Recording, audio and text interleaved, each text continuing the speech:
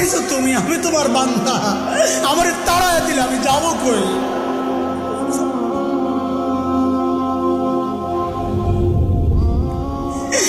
কই যাবো?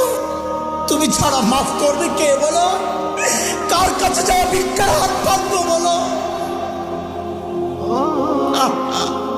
কি দোয়া শিখাইয়া দিচ্ছেন নবী ভাই, কি দোয়া শিখাইয়া দিচ্ছেন। ওইভাবে মালিককে বলেন না একা একা, তুমি আমার রব, আনতা রব্বি, আনতা রব্বি, আর কেউ না। পাপ করছি তো তোমারই করছি, নাফরমানি করছি তো তোমারই করছি, আর কারো করি নাই। বানাইছো তুমি, এখন আমি যাবো কই?